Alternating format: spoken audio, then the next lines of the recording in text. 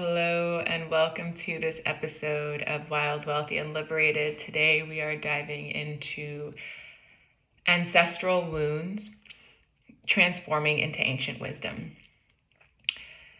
And this is such a huge catalyst for inner and outer change that has the ability to allow you to walk in, stand in, rise in your power to serve yourself and to serve others. When we are born in our family, we are inheriting the wounds that our ancestors have experienced and gone through in their own lifetimes. And some of the most common wounds that I tend to see are around abandonment, around rejection, around trust, around guilt, around humility, and betrayal.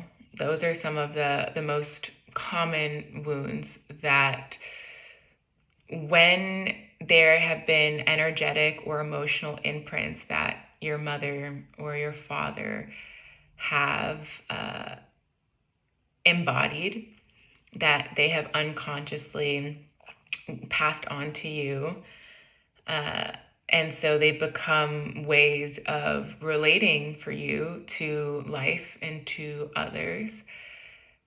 The deep healing work, the deep nervous system healing work, trauma healing work, nervous system healing and trauma work both come down to ancestral healing, because in the deepest roots of whatever pain or suffering or triggers that you are experiencing and seeing and observing with repetition or with regularity in your life, those have been the most familiar in your body to be in connection with those kinds of wounds.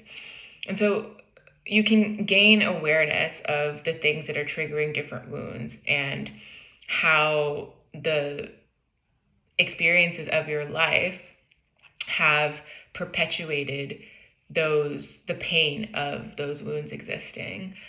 And there's a really juicy alchemization that you get to step into when those wounds become wisdom. When the pain or the suffering or the disappointment or the frustration or the rage or the sadness of those fears, because wounds carry fears of it happening again, right? Those fears give you the insight to trust in the love that you can cultivate for yourself, to work through the dense, stagnant, suppressed energy in the system, in the body, and show up for yourself and for life, owning all of who you are, not letting the wounds shape your choices. And also knowing that when you step into the embodiment of yourself in your fullness, and when you continue to claim more of your fullness and more of your authenticity and more of your sacredness in your vulnerability and in your heart and in your pleasure and in your connection to the divine, those wounds they don't take you out of yourself, right? They don't actually prevent you from moving forward anymore. You see them and then you choose to step forward with the wisdom that they are not who you are. One of the things I see so often in my work and in this realm of self-healing and development and spiritual growth is the tendency for people to identify so much with their wounds that they don't see or know yet what is possible for them when they are no longer attached to those wounds. And so in my own experience,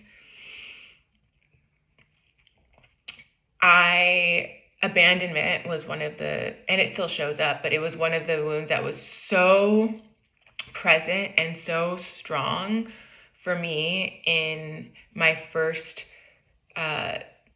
really deep relationship forming with significant others, with money, with my work, that in order for me at the time to feel, in order for me to avoid the fear of abandonment from money or from people or from my work, I would abandon myself.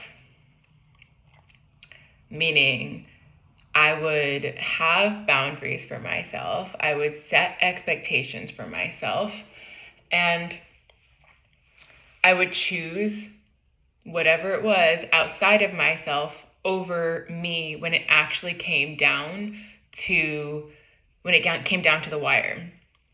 So a more specific example of this is one of my first loves is deeply, deeply struggling with life and with mental and emotional dis-ease or dysfunction, which we all go through in our own ways, and we all have the power and the ability to heal these things and to transform these things. And it requires resources, and it requires a lot of privilege in some ways and in many ways to be able to use the resources that we have, whether these are our own resources or whether these are external resources, to get ourselves back into a healthy space or to wellness or to thriving. But when you're not there, it can be hard to see that, or it can be hard to feel that. And so, for instance, in this relationship, I had all of these intentions and these desires and these wants for myself, but I would continue to choose to be more there for that person than I was there for myself. And it can be in more drastic, significant ways, like let's say choosing this person over a career opportunity, or over something that really, really matters to you, that is so important for you. Or it can be in the micro ways of, let's say you set the intention to have a disciplined focus towards a specific goal, and every time, or a lot of the time, when you are going to put yourself to that, this person is showing up in need, and every time, or most of the time, you give yourself to them in need versus giving to what it is that you had set out for yourself. So those are just more tangible examples to be tapping into this. But what that was doing was continuing to feed my attachment to the wound of, I'm going to continue abandoning myself, which I was not aware of at the time, because I don't want this person to abandon me.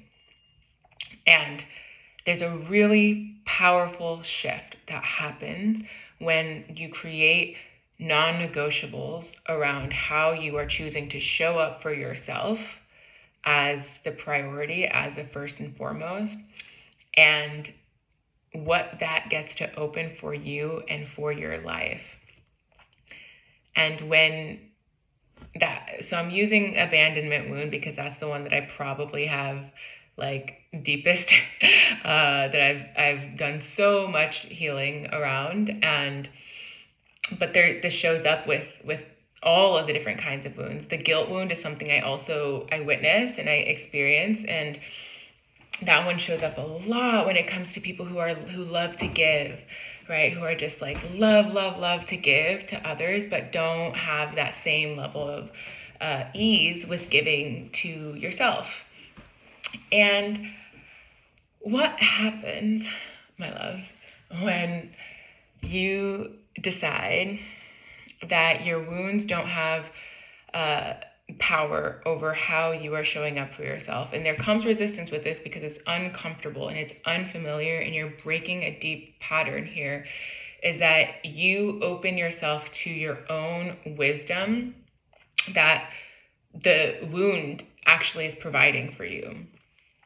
And you open up to the ancient wisdom of how spirit, how the universe, how God, source, is providing you with what you need to rise to your next level.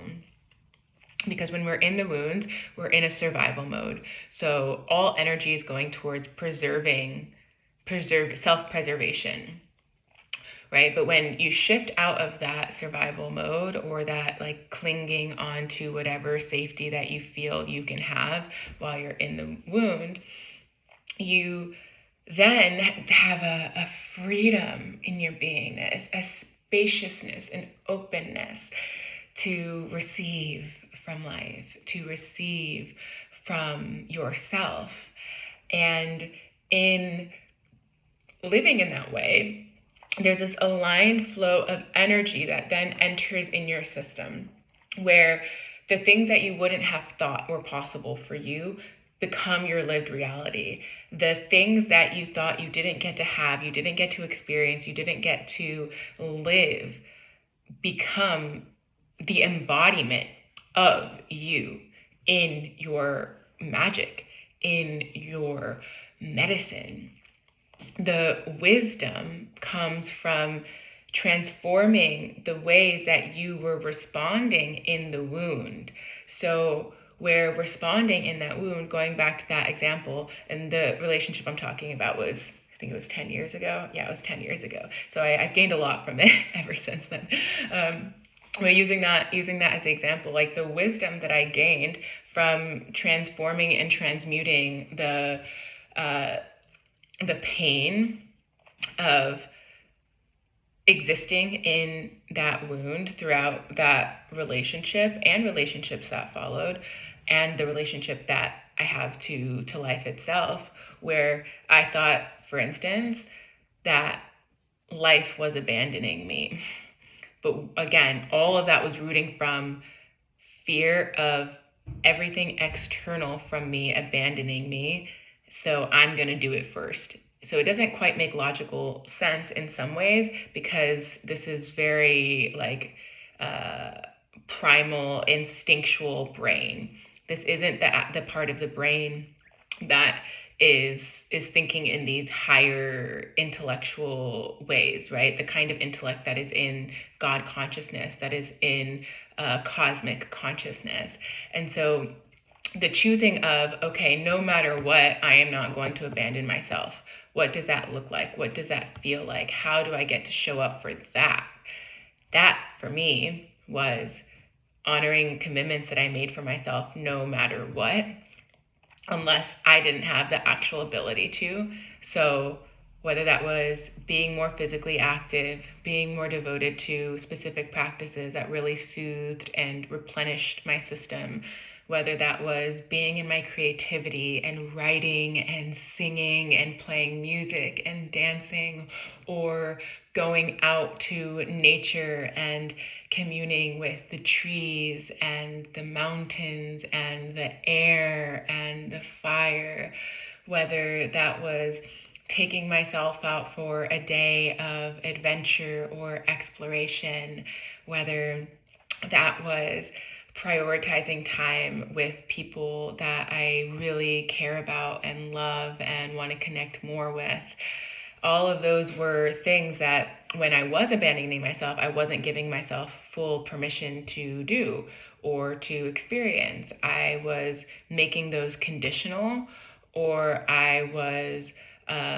building constructs on myself of when those things were okay, or when I felt worthy of experiencing those things. And this also is like a product of toxic capitalism and productivity, and how we have been taught to measure our worth based off of certain versions of what success looks like. And so there's layers to this, and we're tapping deeper under the surface of what these wounds can hold, and then how these different systems can kind of keep us going back into the wounds, or staying in the wounds maybe longer than what would serve us. And the ancient wisdom of our ability to be abundant and prosperous and have vitality of our life force energy, and how we are directing it, and how we are channeling it, and how we are allowing our vessels to be these sacred instruments of goodness for the world, comes in that reclamation, and comes in that transmutation of the wounds into wisdom. And so this is an invitation to see what wisdom you've already gained from the wounds that you might have noticed or experienced yourself repeating or staying in, and to see how the wisdom is informing your being. Because our bodies, in these incredibly intelligent systems of operation that are happening, right? All of these systems that are taking place within our bodies, working for us to either get out of survival or to thrive in higher states of our liberation, in our wealth, in our wildness. It's a conscious choosing as you're seeing what is ready to die, what is ready to be cleared, and what you get to step into from that wisdom being embodied. And so with the ancient wisdom of your own soul, you get to show up for yourself, you get to show up for your relationships, you get to show up for life in a way that fulfills you, that turns you on, that lights you up, even when it's scary, even when there's doubts, and of course, uncertainty, because that is a part of the great mystery. But you're not showing up from the wounded spaces of those fears running your life. It's the alchemization of the fears into love. Like, I love myself so much that I am willing and allowing for my wisdom to lead me, not my wounds to make my choices for me. So that's what I have for you today. And I would love to hear if you're resonating, if you are having activations open up for you, to leave a review and let me know what has been landing for you, and wishing you a beautiful rest of your week.